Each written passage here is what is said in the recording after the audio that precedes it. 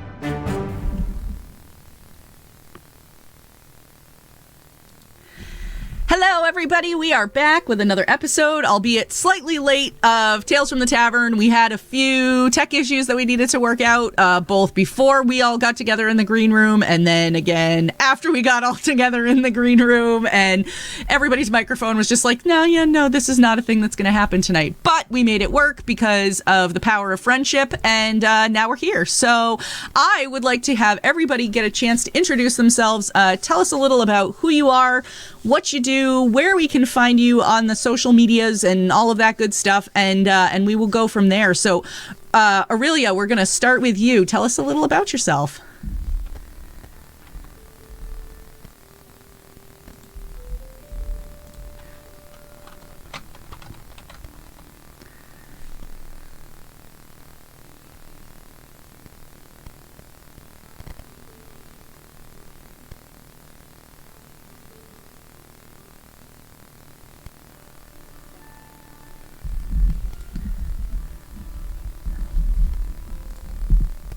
The TTRPG desk was begging for money and work. But that's about me. That's me. Yeah. Awesome. Happy to be here. I'm excited to have you. I'm glad we were able to connect on Twitter and it was awesome. Got you all situated to come on. It was great. So I'm glad you're here. Thank you. Thank you. Emily, one of our guests that we had to reschedule from a few weeks ago, and I got sick at the very last minute. So, Emily, I'm super glad you're here. Yay! Tell us a little about yourself. Hey there, everybody. I'm TT Benjamin, host and creator of Lawful Great Adventure Podcast, Pathfinder First Edition turned quest-based actual play. Oh, wait, no, sorry, that's the wrong script. Hello, I'm Emily. I'm known around the internet as Was Foretold. I play Azimuth the Bardoon on the Lawful Great Adventures podcast, as well as provide the transcriptions for the podcast, which you can find on our website, lawfulgreat.com. I'm a local dice crafter, currently selling dice sets in our friendly local gaming store, as well as a digital artist and painter. I did the artwork for the second campaign of Lawful Great, Gods and Kings, and for the next several months I will be making sure all of you know that Adversary is going live on Kickstarter, so come support my friend's first game system that they are crowdfunding.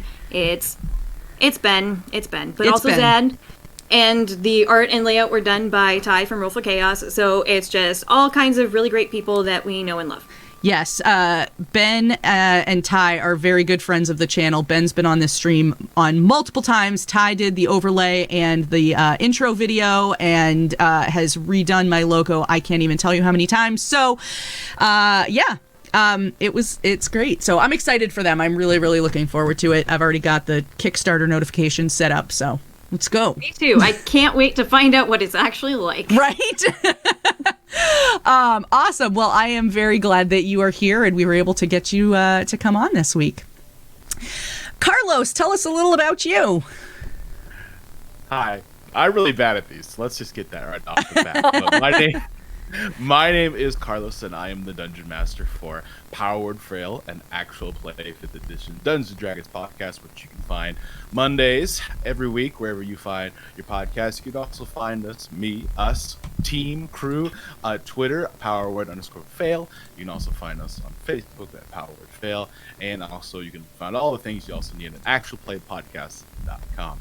I've been doing it for a few years, married, kiddo, fur baby dog, and I love what I do. So that's all I got.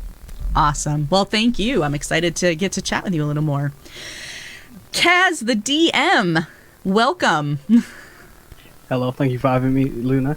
Hi everyone, I'm Kaz the DM. I stream art. You might find me on Twitter or Instagram at Kaz the DM. Most of my art's inspired by high fashion, anime, manga, and a lot of other stuff. If that's something that might interest you, you might want to go check it out. I also stream Throne Atop Sands, which is a 5e AP set in a homebrew setting called Shreleo, based on Japanese and Indian influences and folklore. And it's a very cool, mysterious, whimsical, fantastical, high fantasy setting based on a lot of cool stuff. And the cast, hilarious, fun. We're returning back on October 2nd because we've taken a hiatus over summer, or the end of summer. But we'll be back on October 2nd to have a cool little return to form. And I also do art with Bard RPG. Kickstarter has gone out, or has just finished a few months ago, and we're in full production now, and I'm excited for that as well. That's awesome. Yes, and we will have some promo from you during the intermission, so we can show everybody that. So exciting. Lauren, I'm so happy you're here. For a second, I forgot that I had to say anything. Hey everybody. Carlos, I'm just as bad at these as you say you are, but you did great. Hi everyone, I'm Lauren on Twitter. I'm Larbarian. Let's see, I am on 2 podcasts. The first one is Intelligence Check, which is a D&D actual play podcast, homebrewed game, very fun. The other one is Warlock D&D, which is like the anime D&D combo, which is very fun. I'm so bad at this. I also do commission art. I do a lot of commission cartography stuff.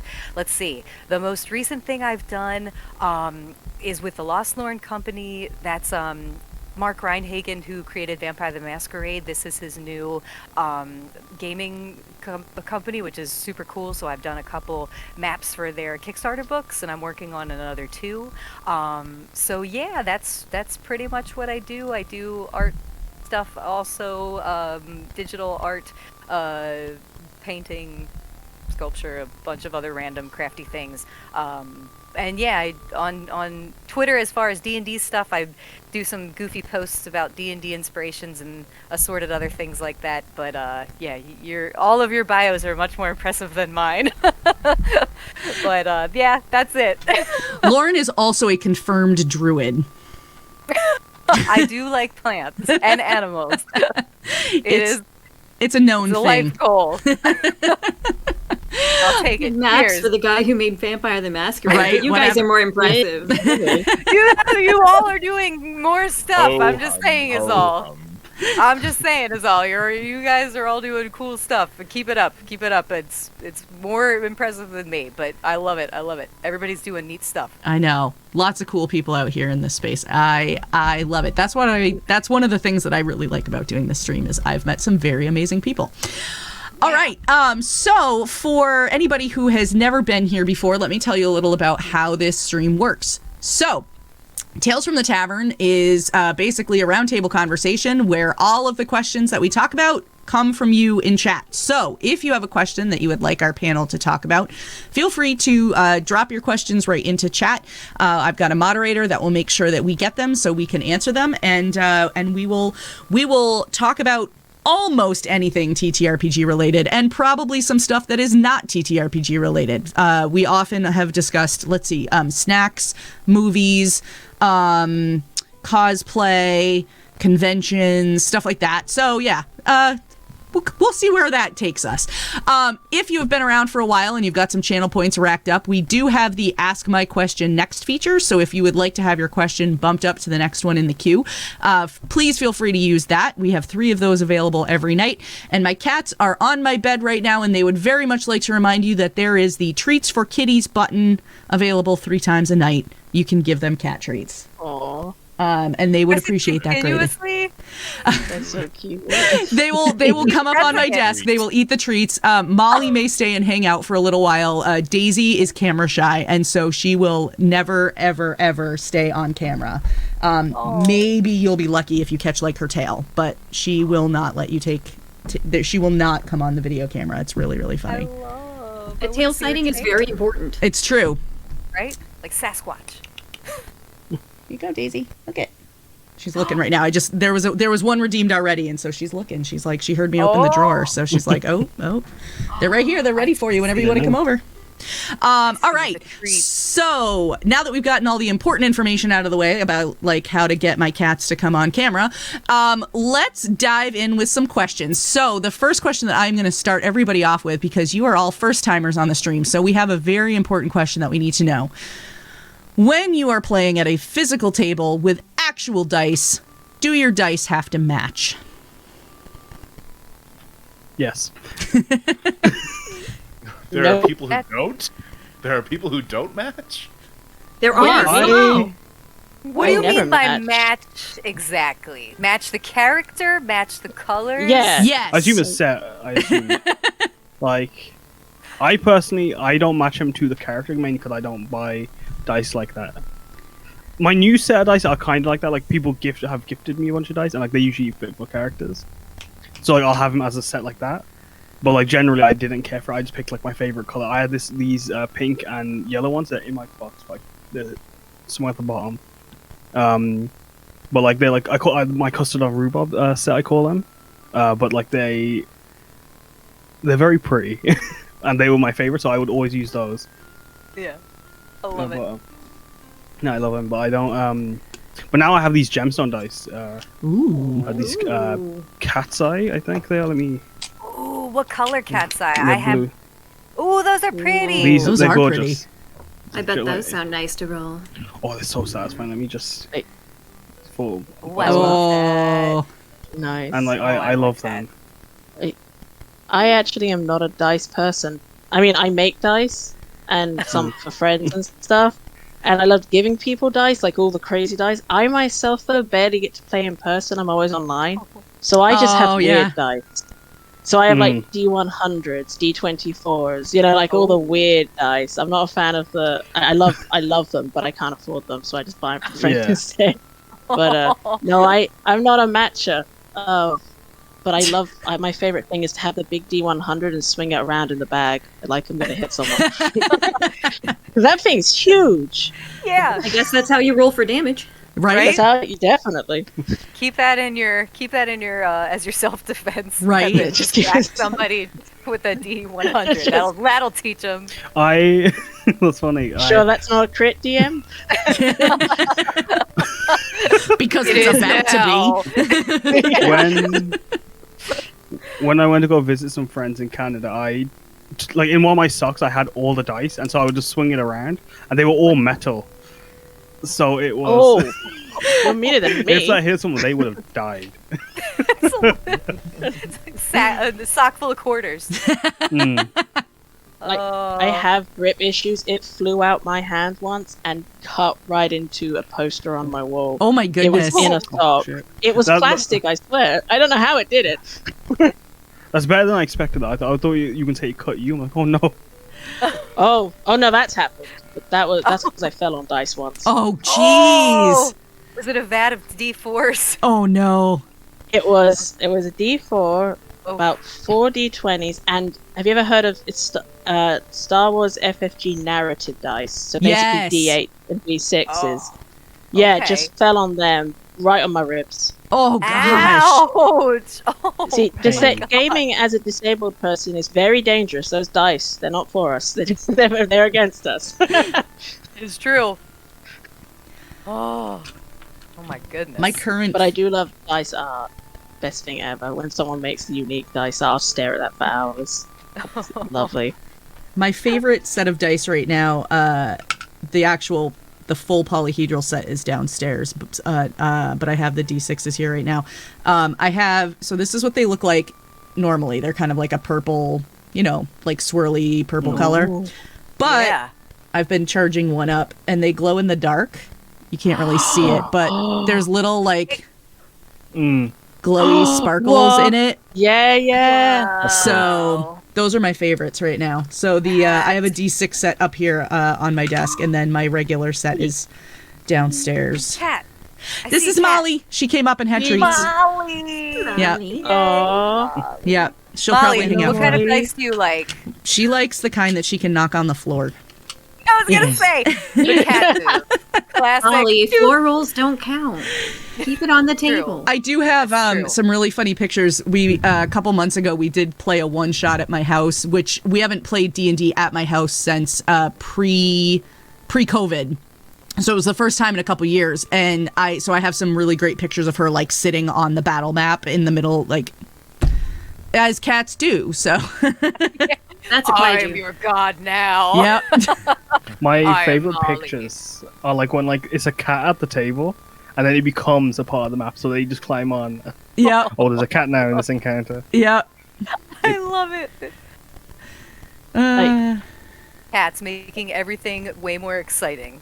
Oh yeah, do I good actually class. not a week ago ran a. Has anyone heard of the Magical Kitties Save the World or City? It's it's an indie TTRPG that came out, and I ran it for my friend because they are like the biggest cat fan. And basically, it went the normal way where half the group said, "Can we be possums?" Because you're meant to be a cat. Yeah, can we be possums? And the other half wanted to be cats, and it was the funnest game. It's basically like Honey Heist, but imagine if you had magic powers That's you could randomly cool. use. Yeah, it's so good, and there's like fae and unicorns and Baba Yaga, dragons, and fun. dinosaurs. Yeah, and I just had a bunch of anarchists who broke into a prison to help their human out, who was randomly framed. That wasn't my plan for the session. It's what happened. Yeah. We had, but it was so cute. What happened? I, Wait, so It can you be a possum? Can you be a Wait, did you say a I possum? or said a cat? yes. I allowed. The game only specifies that you need to be cat-sized.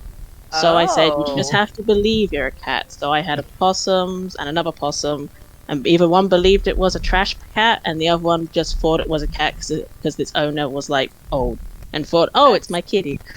That's so cute. I love it. Cats, we just have weird tails. It's fine. Yeah, basically. Tree That's cat. Yeah, they're just hairless. Hairless tails. I have love it. I have a copy of the game. I started reading through it, but I haven't played it yet. Of Laser Kittens. Yes. Yeah. Yeah. I Yeah. think I've heard of that one. Yeah, you're basically orphaned kittens until you're old enough to be adopted, and basically it's like you're going through the Knoll Street School for Wayward Kittens, and you have to learn how to become a cat, like become a real cat. So, yeah, you have to learn how to control your laser. So, Oh. yeah, it's I love it. it's Like a real cat. yeah, it's a powerful not what cats supernatural do? ability that humans aren't supposed to know about. So Well, then why'd they tell us? I- Now we all know. now we all know. I know, Way to go, Molly. right? Nice. She's like, Psh, whatever, I'm out of here. She just went back onto the bed. Oh, Molly, I'm sorry. I love you. I didn't mean it, Molly. All right. So while we were talking about dice, Bat Duck would like to know, do you discipline your dice when they don't roll well? And if you do, what do you do? Yes. I'm of the opinion that if it rolls poorly, that means the next one's probably going to be better. I'll Yeah, still I'm in change. the I'll still same. change the D20 anyway, but I'll come back to it. I don't. I leave them. I just accept that's how it be sometimes. That's just how it is. It's just my luck. The world of dice. I should probably, because I've got this one character who rolls really bad all the time. So maybe I should swap him out. Maybe. But they're Switch it so up. pretty. They're so pretty. I can't resist their charms. Exactly. Oh, I can't be mad at you. Just look at Oh, you. they You're get ya. beautiful. Oh man. It's how it be sometimes. I have a superstition about dice to make them roll well. It's PG-13. That's fine. We're 18 Okay. plus here. Okay, and I swear it works. It works for everyone who does it. It's been experimented time and time again. Everybody who has dice in front of you, give them a rub on your nips and then roll it. I was just about Guarantee to. you, it will be a better roll than you thought. Unless everyone rolls a 1 right now, in which case I was just I'm about to. completely wrong. Is it better when it's cold or warm outside? Does that affect it? That's how you tell the weather. It's science. We don't know the answers. We have to write the results down. So if it's cold and the results are bad, you tell me. If they're good, you I'm tell gonna me. give I'm you moderately cataloging warm. it. Moderately warm in here. Yes. I got a 3. So I don't know. Oh, There you go. all right. Let's I'll let's got a hear 9. from later. I got a is it- 9. was it- 9. Is it warm or cold? It was cold. The dice was cold. I was warm. Okay, so maybe we can't be warm when this happens. That's the lesson. That's the lesson. We're I'm learning, sorry. people. We're learning. I mean, dice sorry, does Lauren, have that's ice right in impossible. I it. swear to God, it usually works. Believe you. Oh I really my do. God. I got a that makes 20. too much sense. Oh, did you really? I got that 20, yeah. And I'm cold. It's science. Where's the Ron Burgundy gift? Somebody put it somewhere. Dice like ice. Oh my gosh, it's making too much sense. But anyway, yes. Thank you everyone for helping with that experiment. Now we know.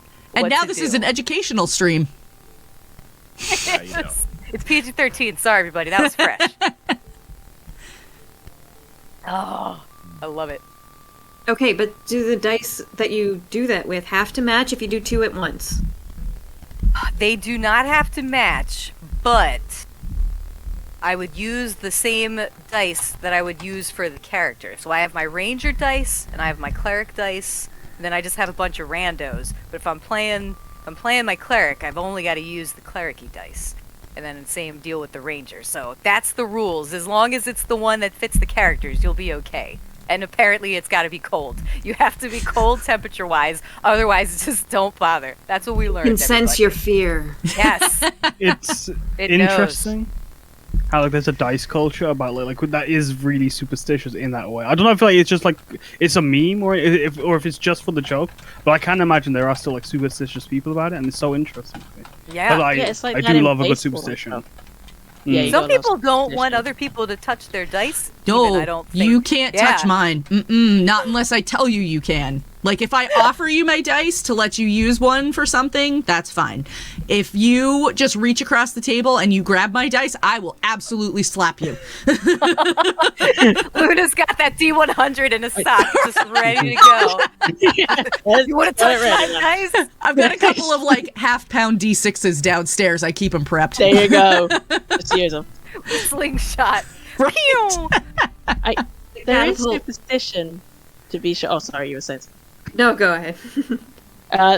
The first time I played my first ever time playing D&D, had one game, and these are like cheap dice I bought, first dice I could afford, and I just rolled this D20, and I rolled 4 D20s in a row, and then the dice fell off, disappeared, and the whole party just went, "That's because it's done its job, just let it go." And I was like, "But I paid for that." just let it go.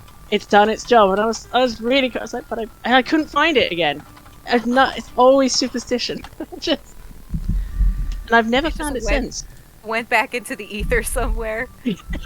Just four natural 20s and just never seen again. Oh, that's kind of magical, though. I It lost is, my yeah. favorite D20. I lost my favorite D20 at a game once, and it showed up under my bed later. What? What? That's weird. So that was weird. That is a mini adventure. Terrifying a little bit. That- What else was under your bed? Oh. There's probably a normal explanation for it, likely involving the cuffs of jeans, but still. That makes Yeah, I actually, still mine, like to think Faye. maybe there it you kind of reminds you of like because my mom's very superstitious. There's a lot of Indian superstition she's passed on to me, so I'm not naturally superstitious. But like sometimes she'll tell me something, fine, I'll listen to you just because like you're worried about it. But there's like this thing that she would tell me, like when like she'd lose something, she would manifest it in her dream and then like cross her arms before she goes to sleep. Wake up, she'd find it. So that's probably what happened with your dice. Yeah, I get the same thing with my mom. So much Irish superstition is so ingrained. You get told, and you get do you get the you got to throw the salt over your shoulder and stuff, or don't go on? Not that. Oh, that was my grandparents when I was growing up. I've got two superstitions that I like one that's similar to the salt, not salt, walking under something. If you sneeze before you walk through a door, you have to sit down. Yeah, I know that one. Had that one too. And don't rock an empty rocking chair. That was a big one in my grandparents' house. That's an interesting one. Yeah, it means death. Interesting. It means death. Oh my! My favorite one to talk about is, I think it's specifically from a part of India my mom's from. I think. Well, I'm from as well. Like we were both born there. But like in this part of India, I think there was like a superstition where like if you left a spoon facing upwards with like bits of rice or like food on it, like the bowl of the spoon, it would allow like whatever's looking outside the house to think it can come in. Kind of like how like you've got to welcome in a vampire, but instead like there'd be like maybe a demon or a witch outside. They see the food. Oh, I can come in and eat some food. And so my mom never lets. Like I'm not allowed to ever have my spoon up. Or any of us are. And it's such interesting. We had leaving. Oh, sorry. No, I was gonna say it's one of my favorite superstitions, and it's flavored so much of my my own personal D&D lore. But go on, sorry, you saying? I love that. I have the one old fae is to keep the fae away. Is you don't leave stuff outside. If you do, you gotta have some iron with you or something. But the big one is if you leave. It's two things you can either do. You can either leave little breadcrumbs out for them, or you leave a bit of milk. And if you're doing that, you're asking the fae to come, but you're also asking for them to get for a favor or thanking them, depending on what mood my mother was in. She would tell me whether it was good or bad. But I got basically the offering one, and what was it? It was like something like, don't ever have a painting upside down, other than like never turn a painting upside down. Yeah, something like you're mocking the dead, which gives the fae power.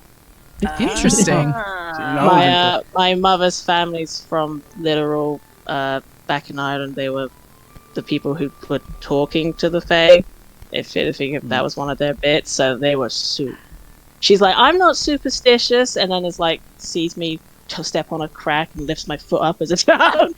But I am a little stitious. I'm a little stitious, yeah. A little. I'm normal stitious myself. Normal stitious. See, all my superstitions are like old school, like the Catholic voodoo stuff, where it's just like ingrained in you from your grandparents, where like we'd be on vacations down the beach, and this is a Catholic thing. If you turn the Mary statue facing out, Mary will make the weather better, according to some. That's just what they say. I love it. It worked on my little kid vacations. That's all I'm saying. But those are the only, I know a bunch of the fun fae ones, but that's the only stuff that I had from childhood that I remember. Yeah, superstition's so fun. They are fun. Yeah, it is. Definitely influences your creativity later on in life. No doubt. Yeah. But it's like my favorite part of world building. Just incorporating my real world traditions. Or my mom's. Same. Yes. I like. My dad's very superstitious. I like the one that's in chat. Yeah, my dad ain't either. I like the one that's in chat from Apache 1222. Who says one of my friends says that if you sneeze 3 times in a row, you'll end up marrying a leprechaun. I wouldn't complain. I would call that good luck myself. Yeah. Great source of income. Honestly. Right? I mean. Oh. It could be worse. I mean, welcome to the family, I guess. Yeah.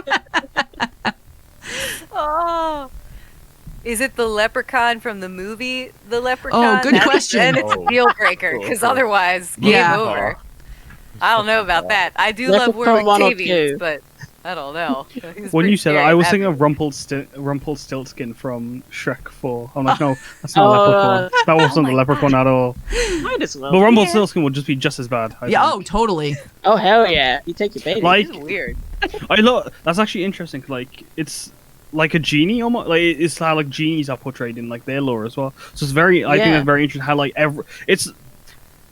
I'm sorry, we're moving to different topics right now. But I'm just getting really into like the idea of like how like a world building is like it could be the same thing in different parts of the world, but they don't interact with each other. But like they still have like these same ideas. It's like the genie having its like thing, and then like somewhere in Europe, Rumpelstiltskin has it like they have the same laws. And there was something else I can't remember what it was. I think it's like with food as well. Like there's like some places make the same types of food, but they've never interacted.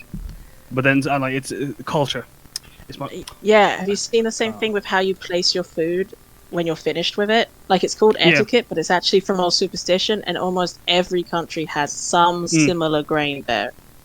Exactly. Like with just little variations, And the gin, there's like 15 different variants depending, like gin to genie from Greece to like I. Sorry, no, go on. No, I was done. Because so like you like with gins have been like for like wishes and stuff. But when I grew up in England, it was a large Muslim population and there was a lot of Arabic background, and like they would talk like gins because like they were a type of demon in Islam, and so like it's interesting like, but I guess that's also comes down to like how Islam views magic, and so it's just interesting how it all these different like types of like influence and just the way you like view something. In world building and lore. Merged together. Yeah, because like if you ask a Sufi, they tell you something completely different about jinn. Exactly, yeah. Exactly. Shia, yeah. It's just really interesting. Yeah, like, exactly. Like the different sects of like two different types of Muslims and stuff. Yeah, no, exactly. Because like I think in most two sects of Islam, like creativity isn't as Shia and Sunni are more literal, and Sufi is the much more mystic. That's like, where worldly dervishes come from. Yeah, exactly. That's true. It's so interesting. It really is. All right. We got a lot. As Bat Duck said in chat, I got a lot of mileage out of this question. So it was interesting. I liked hearing it. I know it's cool. I like it when stuff like that happens. Like you learn a lot when that happens. Okay, let's see. The next question that we have is from Bat Duck. I'm not asking that question because I don't want to know how to stop buying dice. Yeah, Bat Duck's question was, how do you stop yourself from buying dice? Tips for Luna that probably won't work.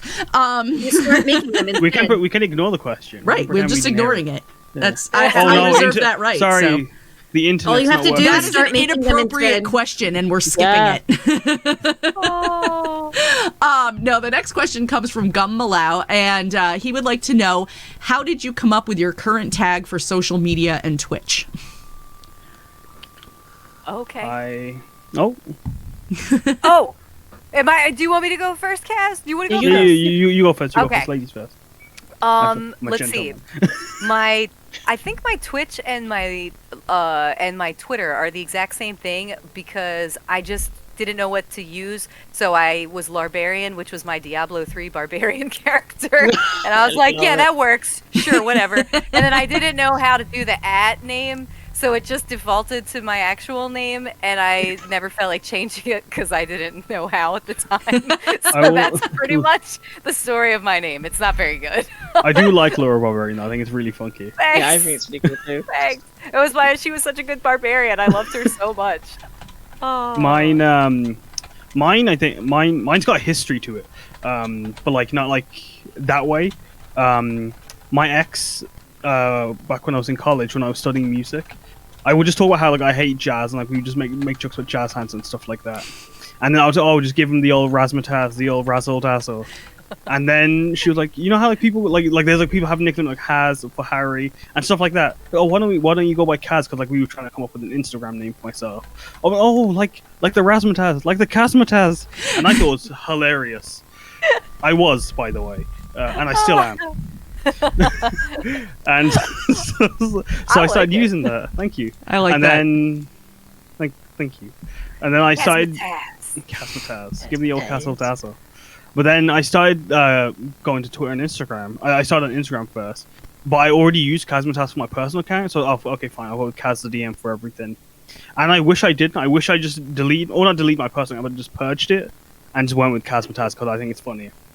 I wish I did. But there's too many Z's actually. There's too many Z's. I think Kaz the DM is easier to find, but Kazmatazz is funnier.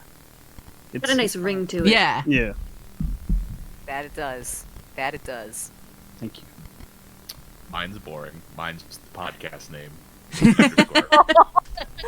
I mean, That's- it This works. It's a good podcast name.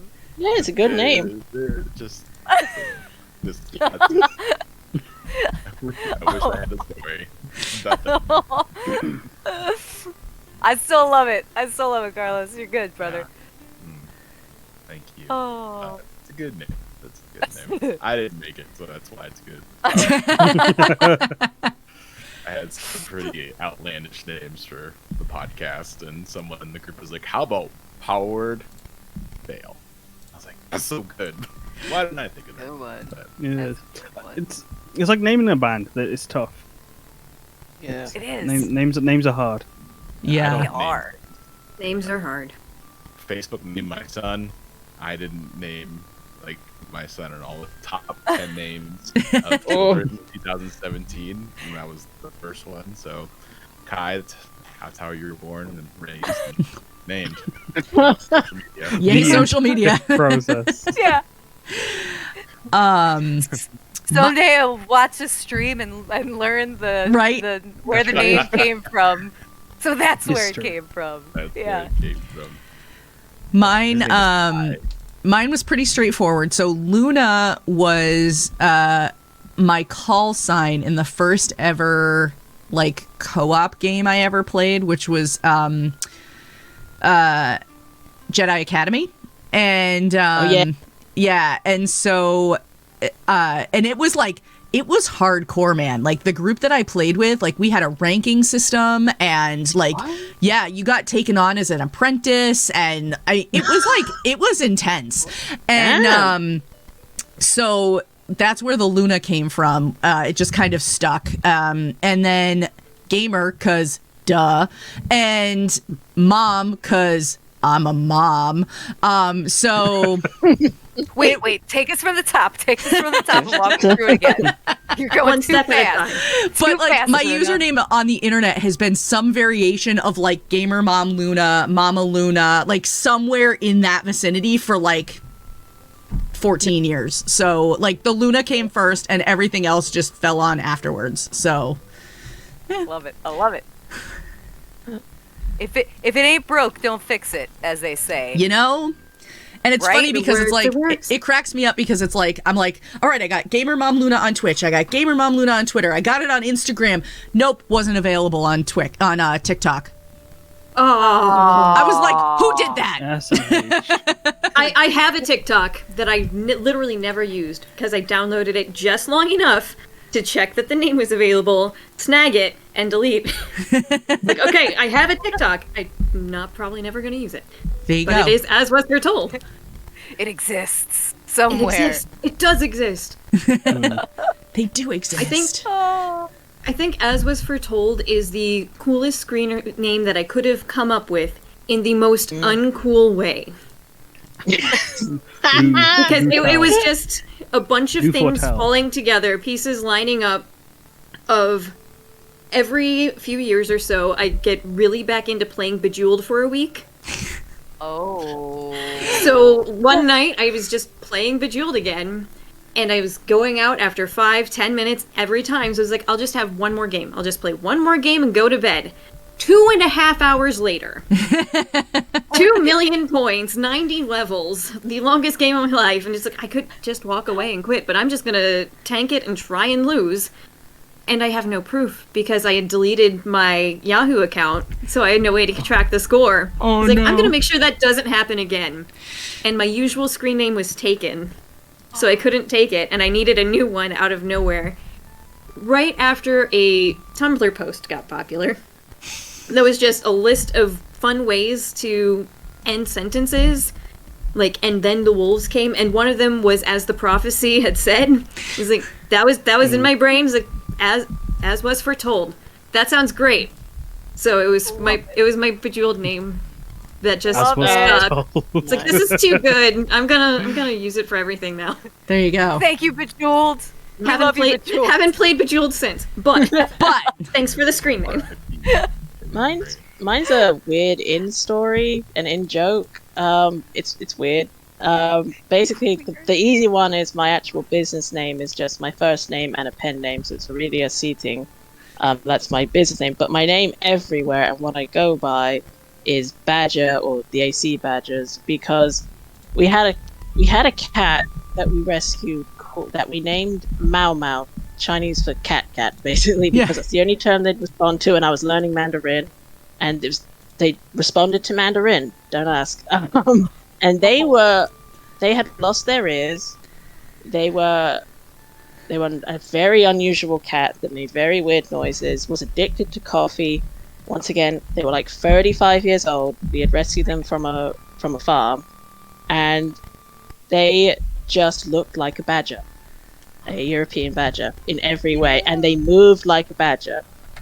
And just as they passed, I joined Discord, and I just went, and I think I went on Twitter then, and we started using the name in our family Badger as a way to not swear.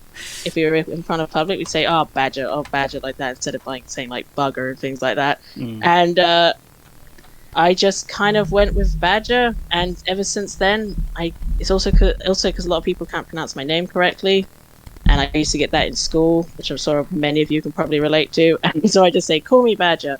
And so it's just a weird memory of a cat that was the weirdest animal I've ever met in my life. Sweet little Because cat. it was actually a badger. It really was a badger. I'm telling you, they were a badger. They Go back to also the back. never Some of those seen- old barn kitties are tough. Like the They are stories they could tough. tell. If they could tell stories, they would be magical stories. I said, like, unofficially, she was 35 years old when she passed. Wow. Unofficially, yeah. Wow. Yeah. That's crazy. Oh, wow. She went out like a field of dream, like a movie. That was the most dramatic experience, and it was hysterical and awful, but really funny. Oh, Badger. We Aw. love you. We'll always remember you, sweet Badger. No. So Sweet did bean. the cats just ask for Sweet coffee? bean. Did they ask for? Legit, so she was basically supposed to like die when we got her. They said, she's passed, she's gonna pass soon. Would you take her on? And she would wake up really weak.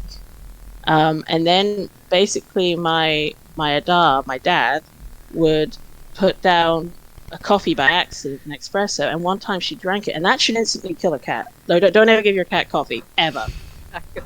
And her eyes just became like a koala gif when they go high, like that gif, and she had so much energy. And that, for 3 years, she did that happily, and we don't know why it worked. We didn't want to keep doing it, but she found the coffee each time. Just needs a cup of Joe in the morning. Legit. So it'd just be like, sip, sip, ooh, purr, jumping around all day. She just found the coffee every time. That's amazing. Absolutely. She only got a sip, we'll say. Didn't give her like a whole Tiny cup. Plenty. Yeah. Oh, Badger. This That's kitty is great. magic. I love it. I will now create a NPC who is a badger-like creature. Bang. Who is the That That's- just drinks coffee constantly. That's been my namesake. That's been, and in most of the groups I'm with, there's always either a badger or some other creature that's similar to either the cat or me, just because of the name Badger in the story. I love it. I love It it. is a good story. Yeah. Oh, kitties. I love any cat stories. I could listen to cat stories all day long. Right? I know. Where's Molly? Molly, we need a cat story. She's sleeping now. I'm trying to rack up those points. I got 20 more points, and then I'm buying somebody a cat treat. All right. Yeah, they're both sound asleep right now, but I'm sure as soon as I open the drawer again, somebody will come running, I'm sure. I So. was just about to redeem the treats, but sadly you can't. They've all been treated up. Oh. Yeah. Oh, Heartbreak in 3 Devastating. sentences. Well, you'll just have to swing by next Sunday and do it then. All right, Okay. deal. Uh, Cats are gonna eat. All right, so we got a question from True Hippie, and the question is, I wanted to ask, is being a disabled player any different when playing TTRPGs, and are there stigma?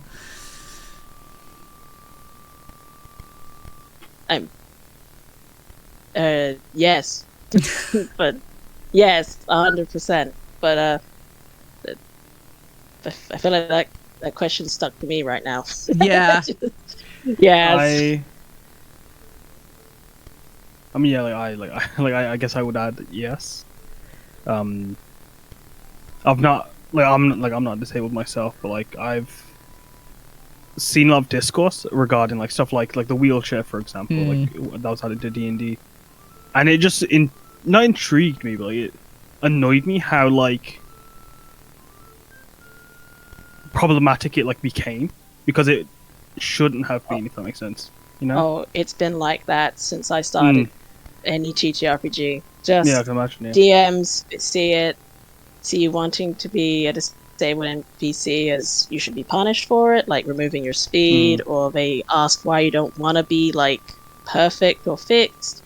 Yeah. It's been a real problem. I don't think I've had any DM -1 who hasn't like had a problem with me wanting to be disabled, which is why, from inspiration from that wheelchair, I started making mobility weapons for free for all sorts of TTRPGs, because there's nothing for us right now. Yeah, But no, I get into an argument with an ableist every week, I think, who starts blaming me for like, how dare I ask to be in a game?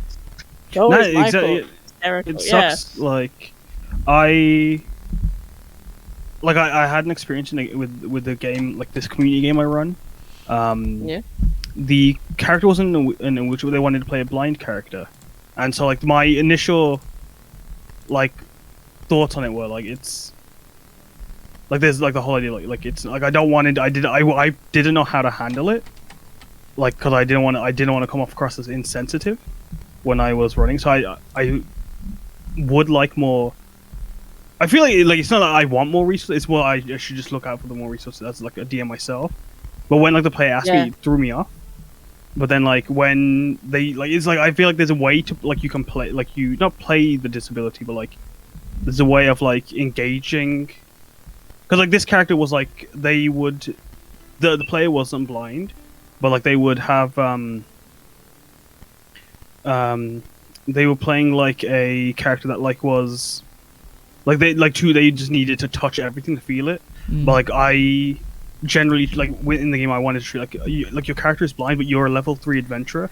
You've overcome this in a way where you can adventure. So if you want to play this character, like I don't know what I can do to make it like make sense and work, but your character has made it work. So like, see, that's the problem, especially when it's people who are especially not disabled playing. No offense if you want to like play your thing, but like if you're gonna do it, you should do the research, because there's stuff there. But problem is that tends to create that when someone who actually is blind wants to play a blind character, people think you want it overcome. They think you want it gone. Yeah, like they think you want it exactly. fixed. That's the big problem. And it's also blind is a special one that people just love to play but don't love to actually learn about the condition or like what it could be like. And that's why there's a lot of actual people in the disabled community in TTRPG who have made just free assets for people to look up, to see what it's like. Exactly, you like can talk to people. It's like but it is a lot. The big problem has never been. I've always found that it's like a lot of people. It's like, oh, just look here, and they're like, okay, I'll go look into it. That's like when I make the things. It's like also for DMs to think about if they want to have an NPC character, but they don't know how to do it, because it is scary. Everyone's scared of representing I was terrified on. Like I rarely ever like I wanted to say no to it because I knew I wouldn't. Like I wasn't sure how I was gonna go about it. And so like when like I said yes, as soon as I was playing, I realized it's a problem in like a lot of ways. But then I also realized I should have like given this more thought, and I should have done my research before I started. And so like that's why when I mentioned earlier, like it's not that like I should have like asked for more resources. There are the resources that was on me. And I think like if like someone's, I think with a more But it's like with if the you had been, situation, if someone had been disabled, they would have been able to like tell you. Yeah. Especially that's the big problem. Also, I find is that they just don't want to listen. It's all of it really is a talk between a player and a GM. And as you know, that's a problem regardless of disability or whatever. That's just sometimes you have DMs that don't want to talk because they're, I don't know, stuck up or whatever, or they're scared. And like, it's the same with neurodivergent. It's hard, it's scary, but like it does definitely D&D, especially the community has definitely pushed back the most. I found against anything of disability inclusion, and you always get the but the game doesn't say this, the game doesn't say that, and you're like, the game also doesn't say or have any like disabled NPCs that haven't been called out for being problematic. So it's kind of just like it's a big spiral. But there are like I said, all it really takes is just talking to a GM, exactly. sending them resources. I would say if you are non-disabled and you want to play a disabled character, that's fine. Like I don't speak for the whole community, of course, but look it up. Don't it's fetish it. Don't fetishize it. That's and like bad. I think it's just like there's like again the idea of like not wanting to overcome it. Like there's a scene in it's not technically relevant, but like there's a scene in Guardians of the Galaxy 2 where Quill is spoilers where Quill is talking to Ego about how like, oh, if you kill me you won't be a god anymore. And then and so it's like Quill's like, oh, but like I want to be human, it's fine. And it's like in the same vein of that, like there's no need to overcome it, and like because a lot of people are sadly in D&D with the way it was initially written, especially the oldies. Now, was anything to be a god? You know, when you get to level 20, you're like really powerful, and sadly, some people think that means that you can't be powerful, but also just also not have your legs work. Or the healing argument's a fun one. It's like it's there's so many facets to it, and it's people are very quick to point out the physics of things that don't make sense, and then just ignore all the stuff that they've ignored forever. Like, it just seems so dumb. It's like just let them play and let them have fun, for God's sake. There's the map argument. I also make maps, but I don't make battle maps. But a lot of people say, no, they can't be disabled because there's stairs in my dungeon. And it's like, it's okay, remove the stairs, have them be able to go over. It's like, there's stairs in architecture. It's like, you're in a fantasy world, man. What's your problem? My with the stairs, because it's not that like with I don't know like my thoughts on it were like. The dungeon isn't being built to be accessible, but I would imagine generally it's gonna be pretty fine to be to have ramps and stuff. It's just if you got a gelatinous cube, it's gonna want to go down a ramp. Not to compare, but it's easier for that to go down the ramp than stairs. And so there was also the argument but the stairs are just okay. Someone can just help them up the stairs. There's ways to go around it. There's not that can be seen as. Yeah. My whole thing is you have a party of people that are your party. Yeah, exactly. Everybody helps each other out. What's the BFD? Just let people... It's like a good example. My first ever game when I was being disabled is my GM thought they were helping, but they ended up just singling me out a lot because I was like, well, my player can't really get up the stairs. Okay, but I'll find a way. And then the party was just told by them, oh, just go on without them. And I was literally left behind through that whole session. That's interesting. It's I thought they were being authentic to me, but it was actually just I was going, I don't know, maybe I was just going to find a way around it myself because I'm carrying my whole lower body. I can tell you from literal experience in life, I can lift myself upstairs, up climb a wall. I have strength 20. I think I can climb with just my arms. Right on. 20 strength. 20 arm strength, right on. 20 arm Love strength. it. 20 upper body. Right on. Oh. All right. Well, this is probably a good place for us to pause and take a break. So we're already through the first hour. Now I can see Lauren's like, what? We are? Yeah. What are we talking, 10 minutes. I know, right? It's crazy. So we are going to pause for a quick break so everybody can refill drinks and all that good stuff. Hashtag free the pee and anything else that they need to get done. Stick around, watch the video from Kaz so you can see that. And then if you have any other questions that we haven't gotten to get a chance for you to ask yet, please feel free to drop those into the chat and we can take a look at those in the second half. We do have a few that we haven't gotten to yet, but yeah, we'll go from there. So we will see you in just a few minutes. Yay! Woo!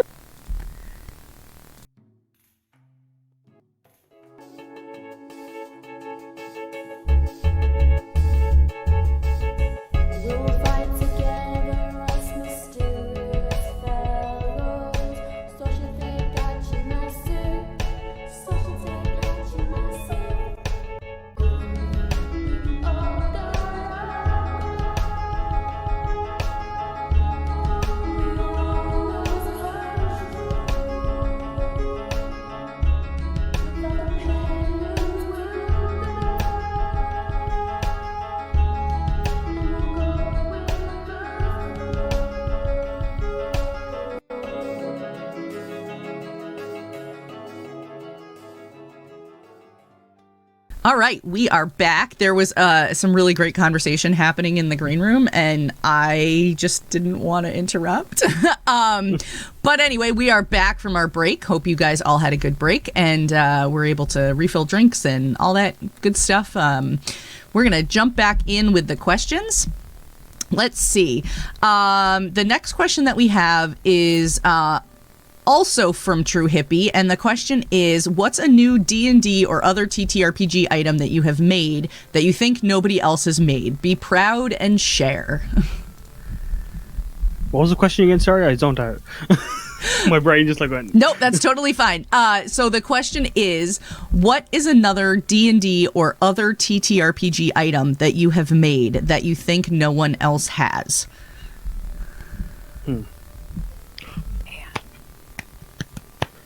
I have one. Okay. I have an answer. Actually, well, someone's probably made it, but it's called MWAG. It is a Rubik's Cube. Okay, it's about an interactive puzzle I give my players sometimes. It's like, so on Roll20, I like to make my puzzles like interactive for the players, and so they would do the sliding puzzle to like unlock the Rubik's Cube, and it would reveal the face of MWAG, and when you solve it, it turns into a Modron, but with a gun. Modron with a gun, MWAG.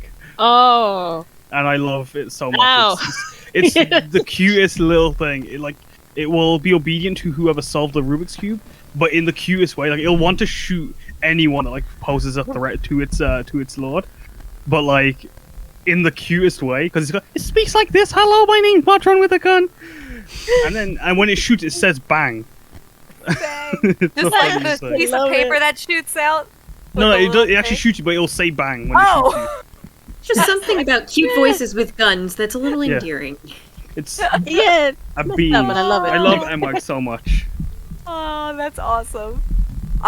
Does anybody else have a quick idea? I'm not sure. I have to think about this one.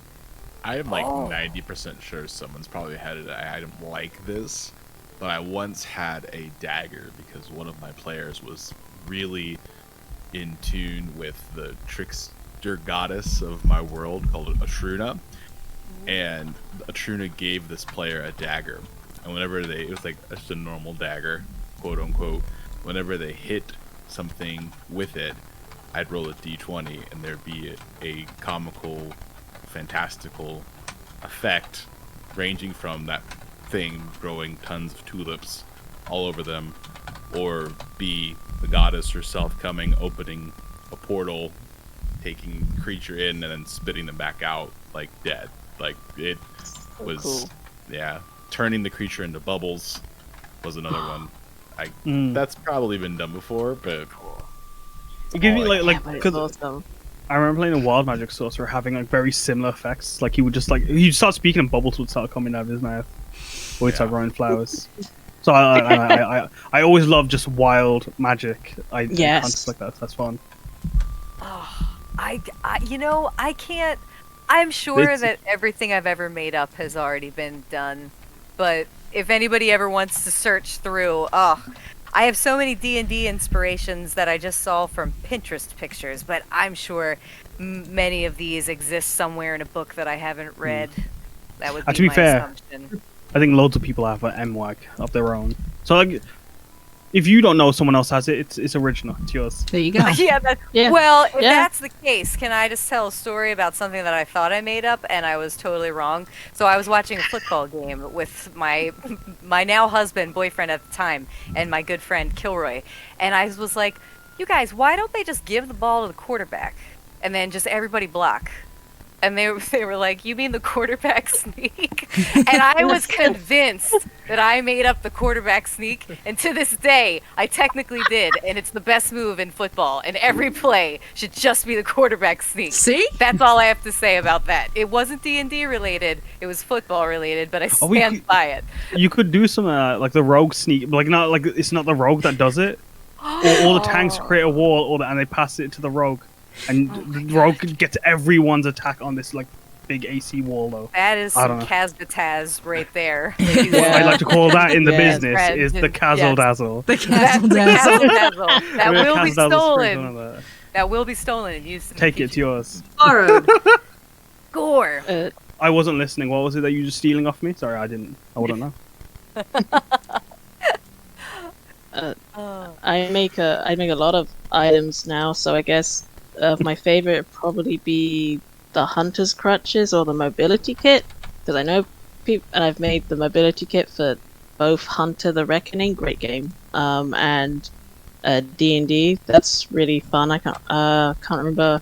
I have to have someone else help me with D&D mechanics whenever I make the stuff, so it's technically not fully mine. But so I can't remember what that one does, but you can go check on my Twitter or link bits. You can get it on my Ko-fi for free if I you think want it's to. That's awesome. But I've seen the art. but the for it. Hunter's Crutches is just, yeah, I think you definitely have by now. And the Hunter's Crutches is literally just crutches that have a massive mace on top that I made because my first character, that's how they function. It ties to your leg, can't be taken off you. They're just two crutches that do 1d8 damage, are special, and they're not too powerful because they're for a level 1 character, but they're just really fun to walk around in crutches that can also kill somebody, even more than ordinary crutches can.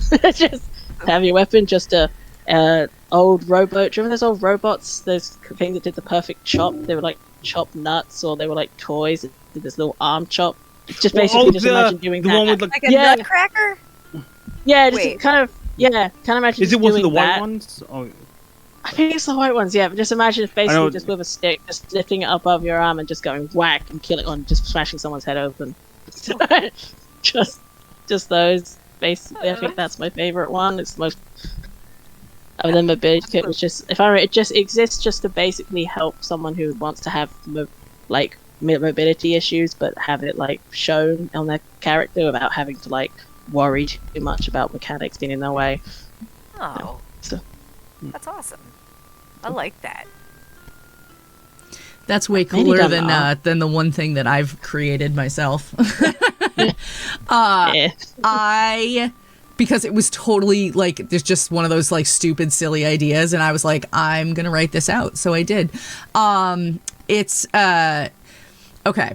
So let me preface this by saying you all are familiar with like the blue butter cookie tins that like might have Mom's cookies, house. but Butter usually, cookies? Oh, yeah, they usually have sometimes they have cookies. Usually they have sewing supplies. Yes. Yes. Yeah. Why? Yes. So the best storage containers ever. Yep. AKA. So I made one of those, but you have to roll on a D100 table to get something out of it.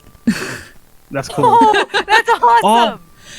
A tin of holding. Pretty much. But it's not. Oh, But it's like a specific. So there's actually a table, and so the Tin table. of many things. Pretty much, yeah. You pull out. It's just called the premium cookie tin, and And so, like, you roll on it, and, like, you might pull out pocket glitter. You might pull out, like, some leather hide scraps. You might pull out, like, some other stuff.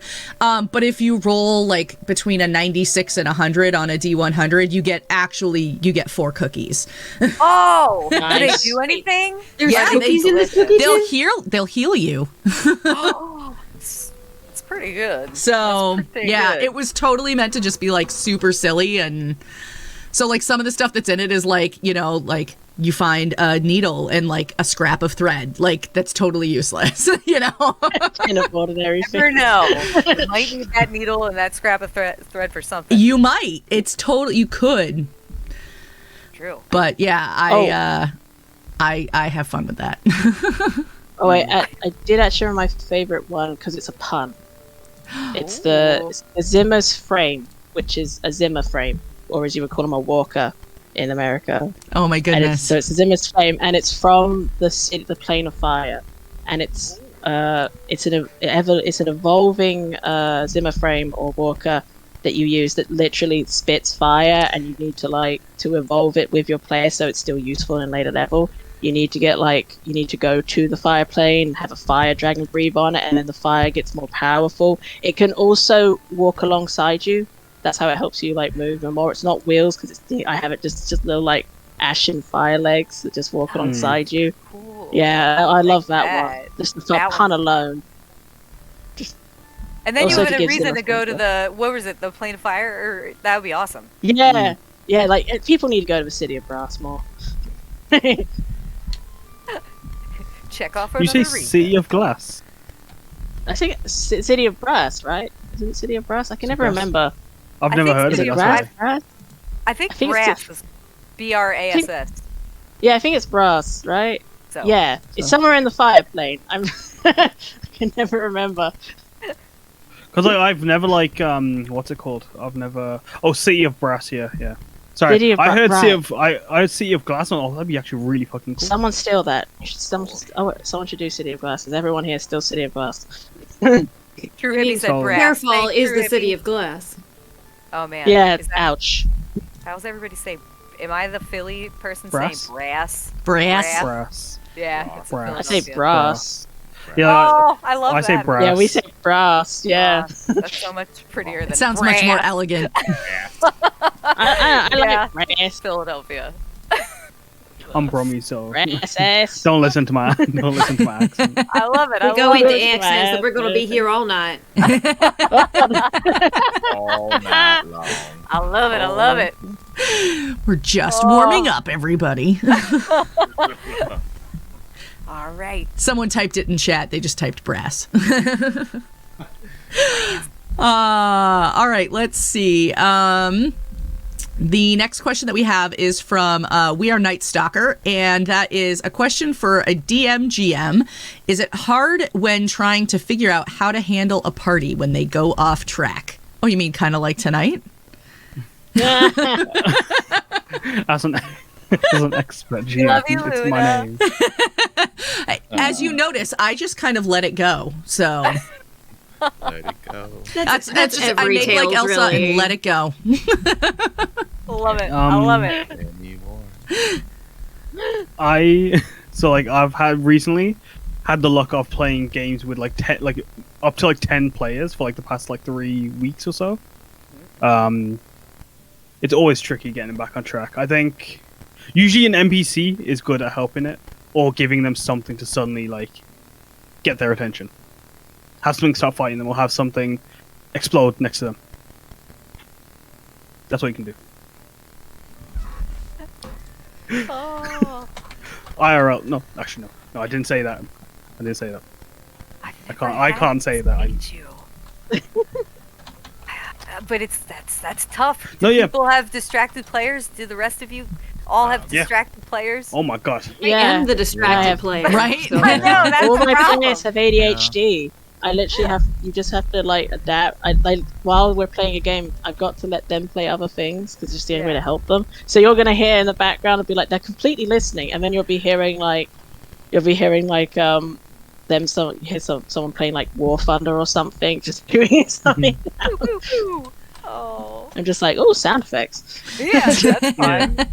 My Keep them players- coming. Sound effects My are awesome. players have unleashed a giant, ancient, mythical dragon that was hidden under a city, released it into the world, and have done nothing about it. Oh, no! 0% I They've do been- something to them. They've been so off course. Granted, they have found a city held sway by somewhat of a vampire, but they've also have made no attempts to, make their better. What they released. They killed hundreds What? of people. What I love to do is like when they go off to do something else, have that thing. Oh, Oh, No, I think We that's lost Emily. just Emily. Emily. Oh no, Emily, come back! Emily! Goodness. Yay! Oh, good. Working on it. But like I have something come to them, and then I not either come to them or like have the thing that they have just gone to go. So like for example, the vampire, have that dragon be an ally of the vampire, and the vampire wanted them to be awake on their own, Yeah, or have I them always fight each other. I always find that when I'm telling the story or when I'm trying to I have a narrative that I want to relay and tell this beautiful tale. I always remind myself that like the best part of a story isn't always what I have planned. It's what the players Yes. create along the way. Yes. And I will just share from my podcast campaign that everything about that campaign was not me, because Yeah. I had them start in jail, and I'm like, it's gonna be great. I have this NPC who's gonna sneak them out. It's gonna be fantastic, There's just, and then I forgot that my bard had knock, and just opened the door, Yeah. and I said, "Oh, He was well, the one who knocks. Yes, that's and everything from there. But I love when players don't do what I have planned, because 9 times out of 10, like their story is always better than what I have. That just shows how good you are, because your show sounds really like controlled and in a good way, like you actually have written it. So you're doing It the is best GM job ever, is pretending. It is a burning bus Yeah. that cannot be stopped with no brakes. It's Keanu Reeves. What's that Runaway. movie? Oh, Speed? Yeah, it's Speed with like I- 2012, and everything's burning. And I am. Are you literally Keanu or are you Sandy Bullock? Are you No, driving the bus? He is the I am the boss. passenger. He's the in boss. bus. He is the bus. I He's was the a boss. passenger in the bus who just wanted to go to Starbucks on their way to work. Just screaming I, in the back seat. I ended up Absolutely. big important plot point coming up, and they had just survived a trial on a ship they had caused due to this is Star Wars FFG, so they're one of their obligations rolled, so one of their addictions rolled and stuff. And instead of leaving, the idea was, oh, okay, we're going to leave this place, and then they're going to go back to their thing, and then I'm going to trigger a main plot line, which I don't know why, this never happens. And it ended up becoming a funeral because there'd been an assassination attempt for one player's hookup with 18 plus bit here, like of a gonk droid stripper. They had fallen in love, and sadly they died in the explosion, and the whole session, I kid you not, was the funeral, and then me just making that player like, oh, they loved you. Okay, now would you please perform a dance? There would be one droid to say, So they had to roll and describe to me. They were loving it to perform on the pole at a funeral.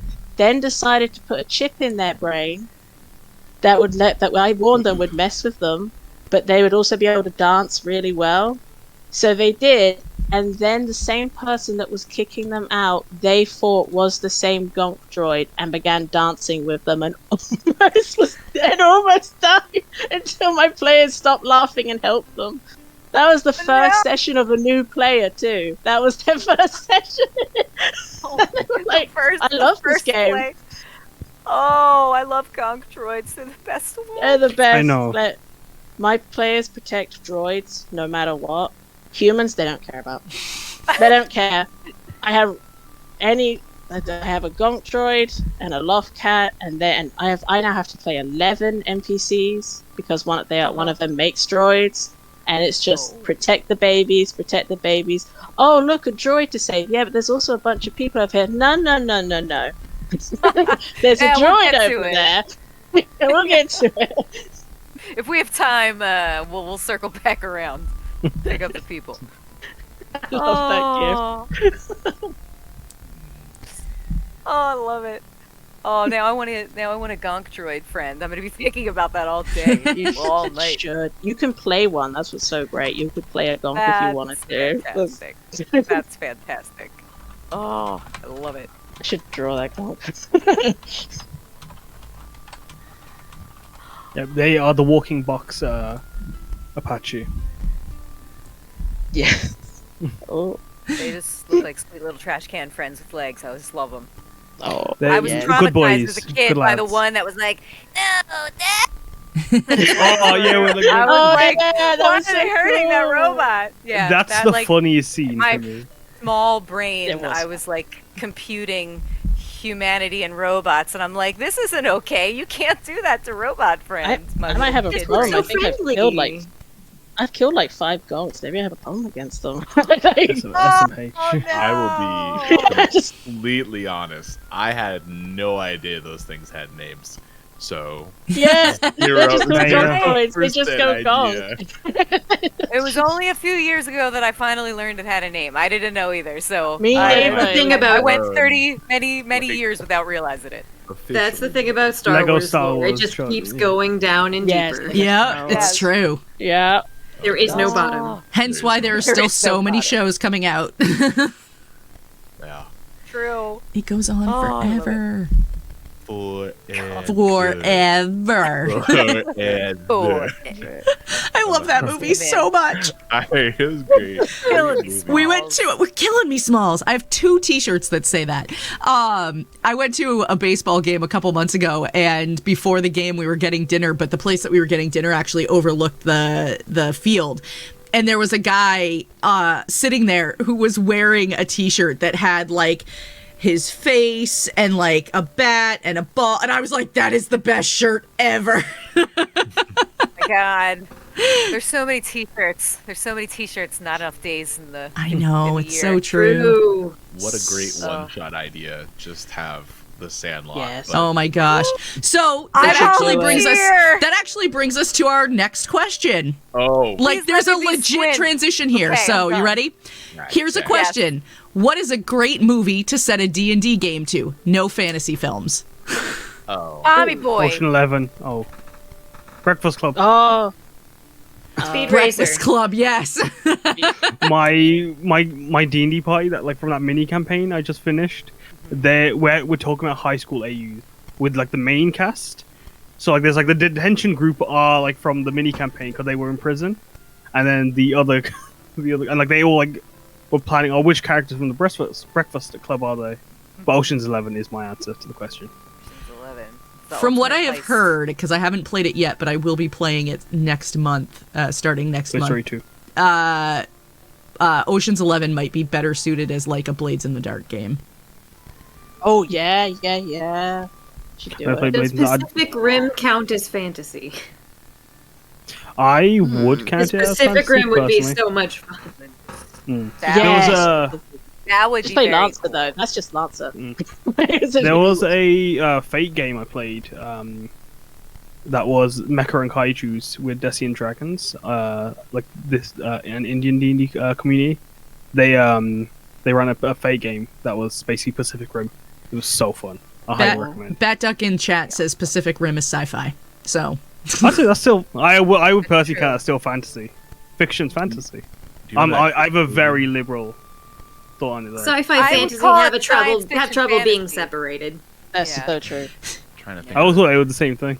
well, there's that whole Twitter thread, right, where it's like sci-fi is this, fantasy is that. Have you guys seen that Yeah. yet? I haven't Yeah. seen that. Oh. It won't change my mind on that. Ever since I'm you like- said Ocean's 11, I'm just thinking of heist movies. All I'm thinking of. It's Since so you fun said though. it, It's so Do you- fun. they are so fun. Dream. You remember every that Christmas movie with Arnold Schwarzenegger and Sinbad? Jingle all the Yeah. way. Jingle all the Jingle way. Jingle all the way. Have Jingle all the way. two groups of parties just trying to go after like this one toy on Christmas. Speaking have of done an speaking homage of to Christmas that movies, toy. and you can debate me on whether or not that's not the point. Die Hard. Gosh. Die Hard would be. It's Die not- Hard would you be know what? great. but that's fine. It's a Christmas movie, and yet it's also a standalone action movie. It's Right? its own thing. Yeah. Yeah, it can be one or the other. It's it's nebulous. I am more forgiving of those people than people who say that Home Alone is not a Christmas movie. There are Oh, people yeah. who say that. A Christmas. There are people. Yeah, The who movie are that's they? set I at don't know. Christmas. There are Set people. at Christmas. Actually, that's a great one. Can we have D&D Home Alone session? Right, I Oh was my just God, thinking yeah. that. That would be so be fun. Yeah, It's like, pretty fun. I would. I Who think would be the one shot is you're the guys trying to break in. That's the Yes, thing. no, you're not the person. Yeah. Or No. you split, or do like what do Carlos' idea of the splitting it two parties. Half parties trying to defend, half party staying. Like a siege Session bit. 1 That'd be so is fun. inside, planning all the booby traps. Session 2 is trying to Yes. get in, and then Session 3 PvP.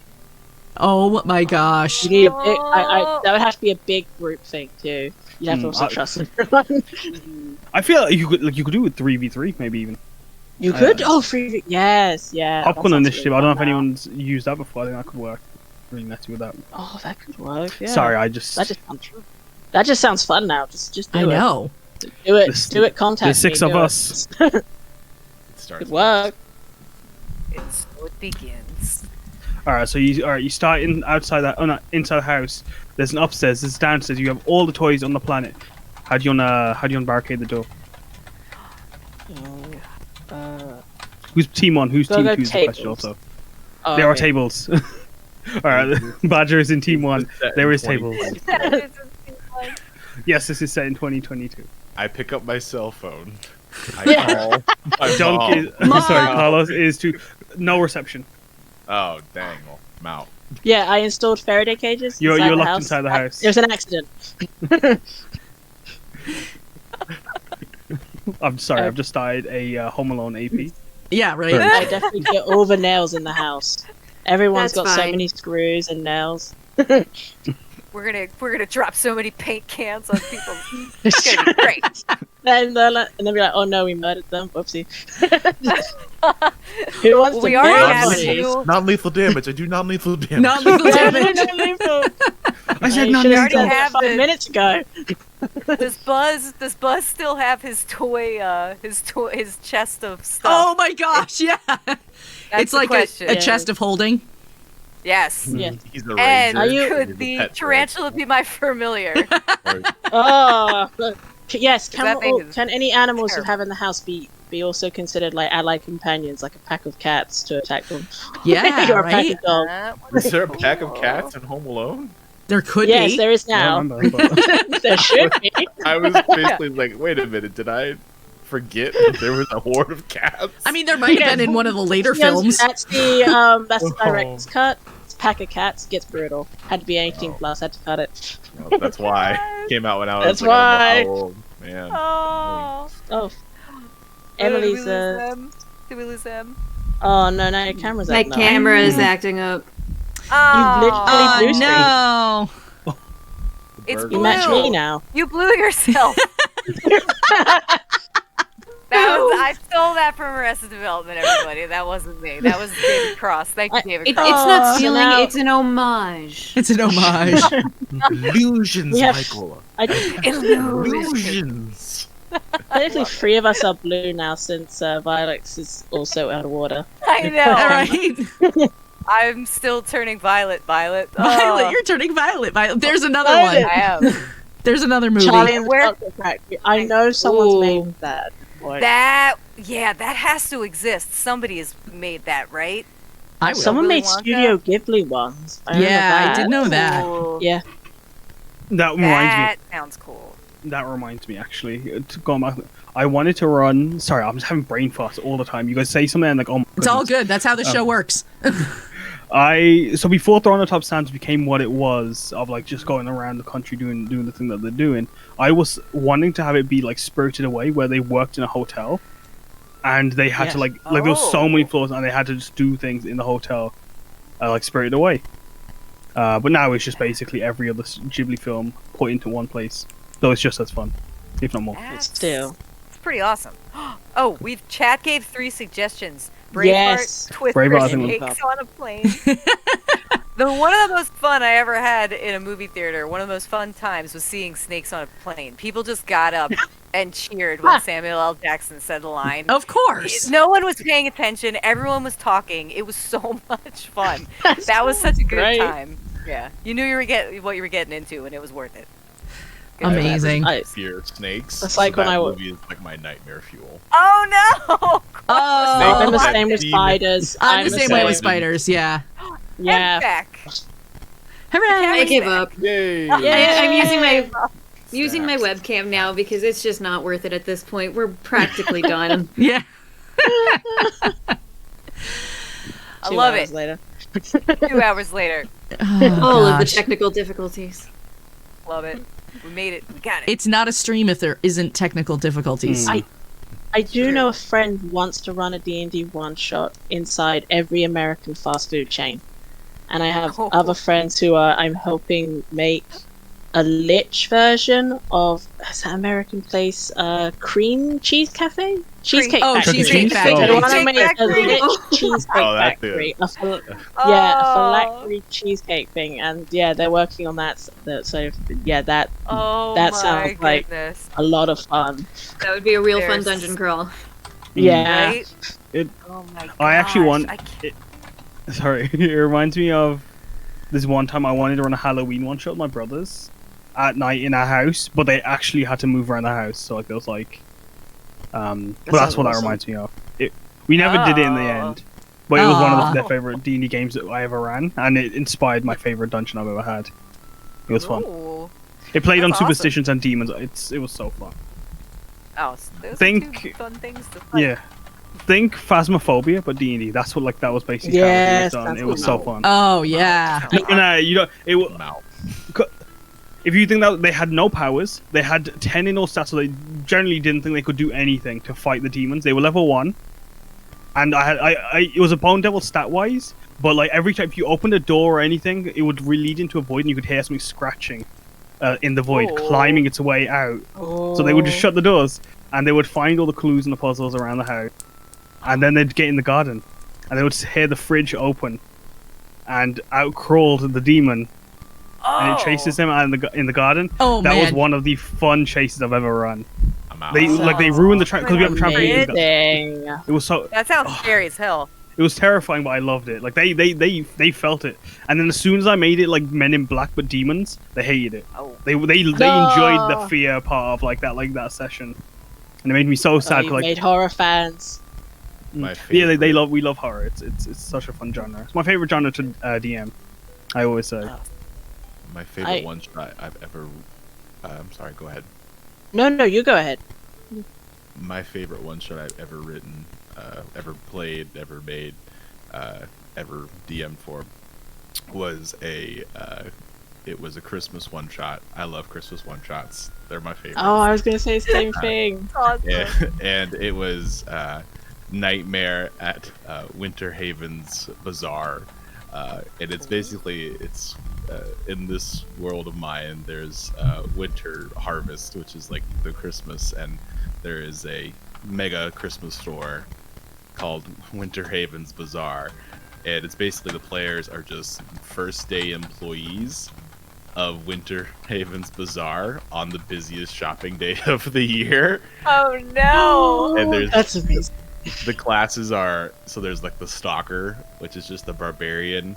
There's the bank teller, which is a rogue, and so on and so forth. It's the best. And yeah, the first time I ran it, the players basically set up like a wall of toys, and they reenact there was a horde of goblin children trying to get the newest toys. So set up a scene Helm's Deep style, and it was a lot That's of fun. fantastic. Christmas That's one shots fantastic. are my favorite. My DM runs one every year now. We do a special one that then became canonicized and actually became really important to a plot. And because it's a Star Wars game, I now have to do every year, and I invite friends to join just this one session to do a Christmas bit that's inspired by Life Day.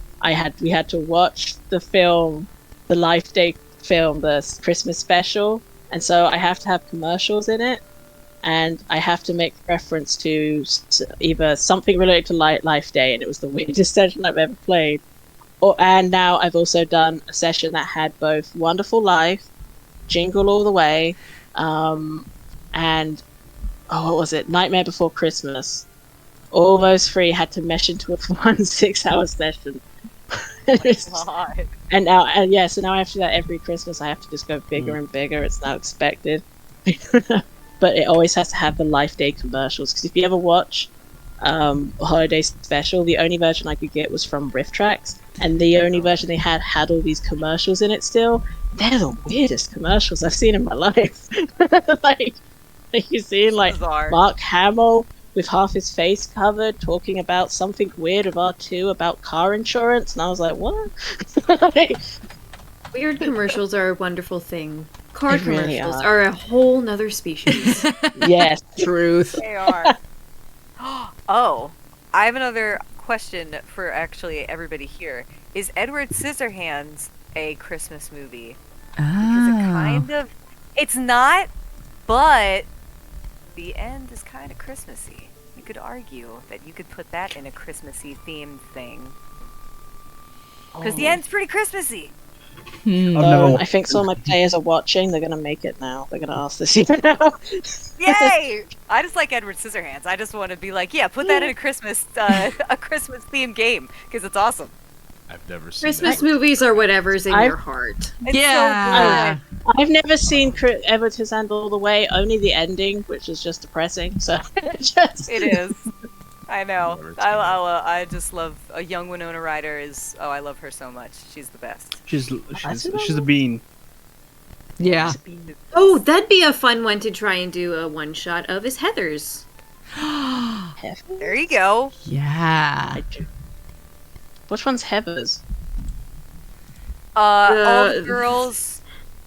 It's like it's how old are they? Are they in high school? They're in Yeah, high school. it's They're high Mean school Girls, but made like 15 years before Mean Girls. Yeah. It came out in like the Oh. late 80s.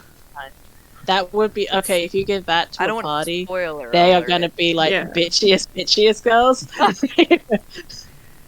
And someone is going to do that California girl accent. You know, that oh my god. Oh my character. god. That's it. God. Just So do the gross, whole Heather.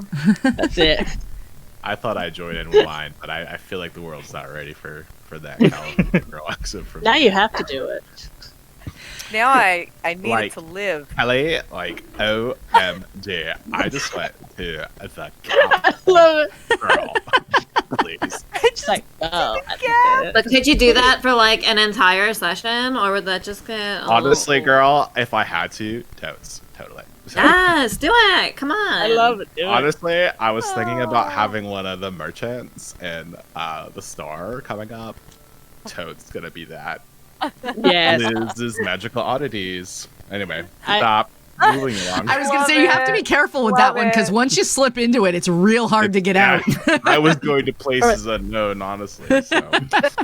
I always end up doing the Unknown. London equivalent of it, which is just, you know, London? going, I What's know the babes. I know babes. I love babes. Yeah, I know babes. No, go love babes. Love her babes. Yay, babes. Is Just that like, I London? don't know. We have Bab over Wait. here. In And Birmingham. Bab, yeah. I- There are dialects of the voice. not only Apparently. Not only you got to do it like Yeah. so many types, There's man. so There's many. you got Manchester's, you got Newcastle. Oh, Mancunian then mixed with is, like- Ireland. Oh, Mancunian is so lovely. and it's Like with Bromley, for that's example, Birmingham, like there's four Bromley, different. Like I'm Bromley. from Birmingham. I can't do from Birmingham. I'm from Birmingham. I mean, like I am. Like that's not me just saying it. Oh, you're Like, stuff actually like from nasty, Birmingham. ugly. You got to. Do you do your Ugly. Brummy accent real hard? Yeah, No, ugly. this is me. Ugly. I hate saying the word so much because Wait, ugly. Yes. you had 3 syllables? Yeah. Ugly. Ugly? Ugly. I love Ugly. Yeah, it! it's the northern Ugly. twang Are that you you get in saying Brummy. ugly? Yeah, Ugly. you're saying Ugly. ugly. But you I ugly. like ugly. Ugly. Ugly. Ugly. Ugly. I like it. Yeah, I love It sounds I hate it. fun. Brummy. I love Brummy compared to like the Yeah. high strung Liverpool.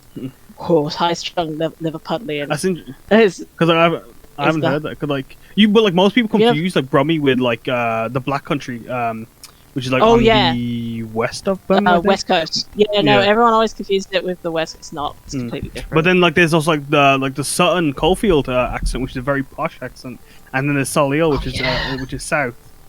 And And then everyone thinks they're doing London, and then they're always up doing like posh. But if you go to most parts of London, minus it's like, nah, it's always like, "Hello, babes, how you doing? Nice to see you." That's like 90% of London accents. Like, it's just like, I like I just like listening. Mad It's big. fun. That is great.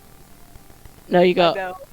Oh, God, I can't even do half of them. But if anyone ever says start doing a category, I always go into like either that, or I go into a Brummy posh girl. It's a Bromford, or I go into a Manchester, which when my voice starts to break, because that's a very hard voice. My oldest friends, they're Mancunian, and like his mom's accent is just the sweetest thing to me.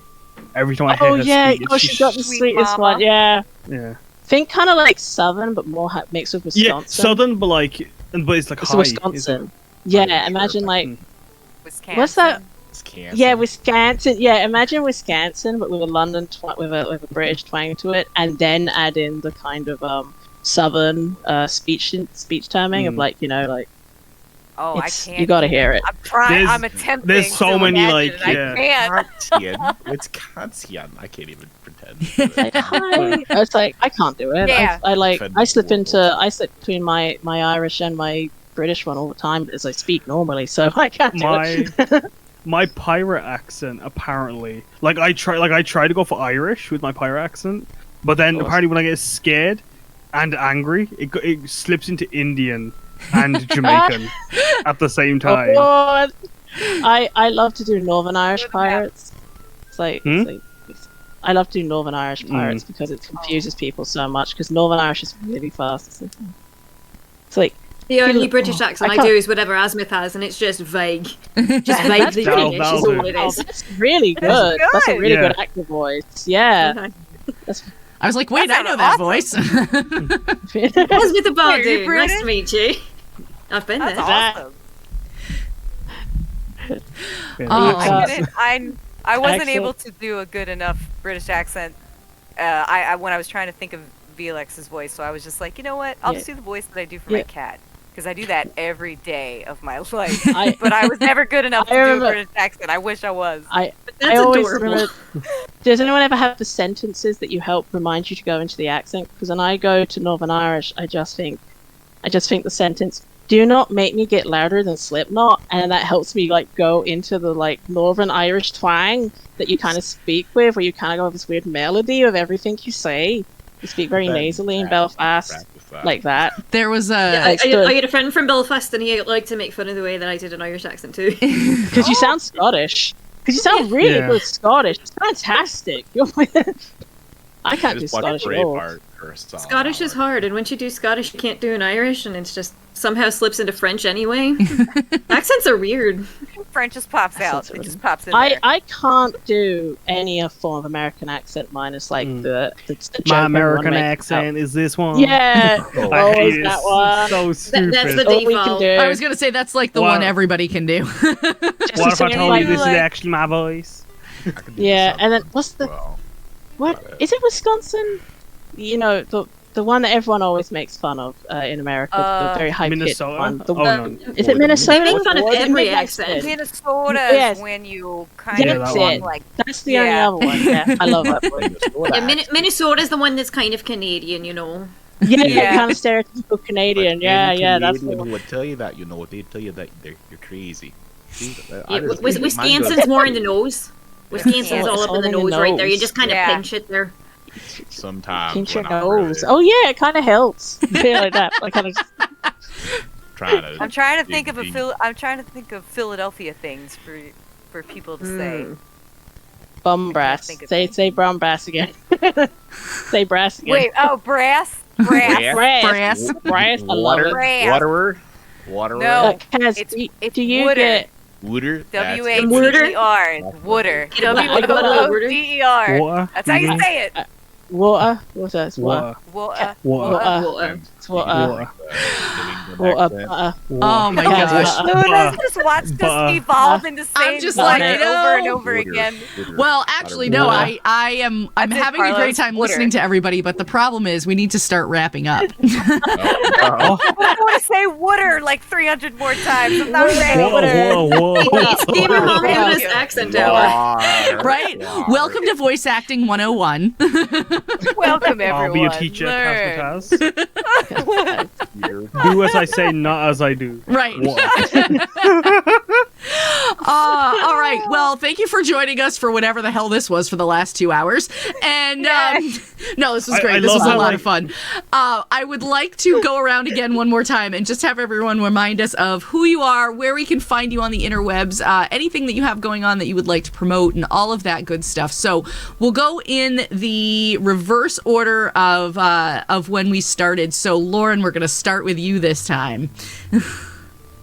So yes, everyone, hello and goodbye. Lauren, I'm on Twitter as Larbarian or @Hottinger Lauren. Oh my god, I'm panicked. I had to go first. You know how it feels. See, I know. So season 2 of Intelligence Check just ended on Wednesday, and I forgot to post because I'm a terrible podcast person. So if anyone would like to listen, I'm going to be on it for like another year because we have a backlog of episodes. I had to leave temporarily. I hope to come back, but if anybody would like to listen to the show, it's our season finale, and certainly listen to the whole thing if you'd like, but that is our season finale. So I'm tuning everyone into that. The show is Intel Check D&D. You can find us on Twitter. And yeah, just stay tuned for other shenanigans on my account, and I will keep you posted. Thank you, everyone. Awesome. Thanks, Lauren. I'm glad it finally worked out to have you on to hang out for a little while. Thank you for having me. It was fun. It was so fun. Kaz, we'll go to you next. Hi, I'm Cassidy M. I love it. Sorry. Hi, I'm Cassidy M. I am a artist and a D&D streamer. You might have seen my art on Instagram or Twitter. I have a very poppy, vibrant, high fashion inspired art style, inspired by stuff like JoJo and ukiyo-e Japanese stuff. Gorgeous. You can't. Thank you. I also do post stuff like token art, and I content up on Ko-fi if that's something that interests you. And I run a very visually distinct and interactive D&D campaign called Throne Top Sands on Twitch every Sundays. We're back from hiatus October 2nd, this next Sunday. It's set in a non-Eurocentric setting based on Japanese and Indian folklore called Shreleo. And the cast are wonderful, brilliant, almost completely queer. I myself, I'm Indian. It's if you want to support a marginalized creator and also watch a very fun interactive D&D campaign that's full of just many things, come by. Awesome. Well, thank you, Kaz, so much for coming on and hanging out. It was great to get to know you a little bit, and I am looking forward to checking out more from you. So thank you, Carlos. Oh, I forgot I was going next. Okay. Here we go. My name is Carlos. I create nothing in the sense of art, but I do have a podcast, Power Word Fail. You can find us on powerword_fail, actualplaypodcast.com. Search us on Facebook. We are a crazy, like, off the rails in terms of just wild things happen. I say crazy story with big heart. As you'll fall in love with the characters. And if you want to see me be my best NPC ever, Daple the Maple, you're going to want to tune in Mondays, wherever you find your podcasts. So. Awesome. Well, thank you. Thank you so much for coming on and hanging out. It was really great to have you. I appreciate you. Appreciate you. Emily. Podcasts are art. You do create art. Well, I don't even True. create it. Like they do the cool You're thing. part of it. And Yeah. I just provide the counts. silly comedic. You are It still voices. counts. It's legit. The producer. you're a Hello. star. Accept it. I'm still Emily. Not Ben. I'm Asmith Bardoon on Lawful Great Adventures. You can check that out wherever you get your podcasts and at lawfulgreat.com where I do the transcriptions for it as well. I also make dice, do art, and lots of things. You can follow me on Twitter at AsWasForetold. I'm around the internet with that everywhere. And you will probably see dice in progress, see some art, know when I'm really sad, and then also check out Adversary on Kickstarter coming at you soon. As Yes. was foretold. Yes. Yeah. Awesome. perfectly Emily, I'm glad we concise. were I able love to finally get you on. I'm sorry we didn't get to do the 60-second villain monologue, but it's all good. Next time, but Next time. we'll just do a little Twitter day. Yeah, Post right. your best. Post your your best. Do it. All Love right. it. All right. And I'm sorry, I'm mispronouncing it again. Aurelia. That's all right. I'm I'm Aurelia or AC Badgers. You can find all my work on Twitter at Aurelia Thin or AC Badgers. You'll see me on Discord as AC Badgers or on Instagram. I make mobility weapons and items for every TTRPG you can get for free if you want, or give me a little bit of money or whatever on Ko-fi. I do commissions. I've done stuff for books, for indie books. I've done stuff for DM's Guild. I love anyone wants to check it out or talk or do want some accessibility reader, feel free to bother me. If you do just have questions in general, if you're on a Discord I do not charge you to ask me a basic question if you were like a nervous DM or something about a disability or something. But my commissions are currently open. I make maps. I'm also a cartographer. I've done some for books. I also do any for character commissions, items, props, illustrations. Currently open to help pay for a powered wheelchair. So, if you want to help out, help out. If you don't, that's cool. Thank you for listening. This has been really, really fun. Awesome. Thank you so much for coming on. It was great to have you and to get to know you a little bit. And thank you so much for coming on. And I am and continue to remain Gamer Mom Luna. And I am the creator and host of Tales from the Tavern. We're here, we're here every Sunday night for the next 4 weeks. For if you have not heard the news, Tales from the Tavern will be coming to an end at the end of October. Our last episode will be October 30th. And we're wrapping up with a Halloween episode that will also be a final push fundraiser for Extra Life. For anybody who didn't know, we raised a little over $2,000 for Extra Life earlier this year. So we're going to try to see if we can kick that up a little bit more. And there's something about hot sauce and candy corn involved. I don't know. I don't make the rules. I'm just along for the ride these days. So so that'll be fun. But also something else I just want to point out, coming up the weekend of October 14th through 16th, this channel will be hosting a fundraiser. And by hosting, I mean somebody else is doing all the work and I'm just along for the ride there too. So we're hosting a fundraiser for Casa de Colores. For anybody who is familiar with them, if you are not familiar with them, they're a trans migrant worker foundation that is helping to provide support for LGBTQ plus and HIV positive migrant workers. So come and check that out.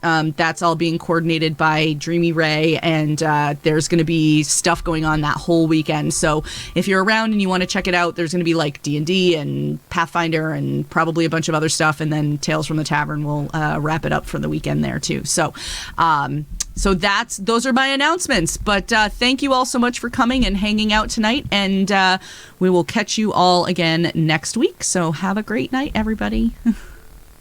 Have a day. See Thanks, ya. everybody.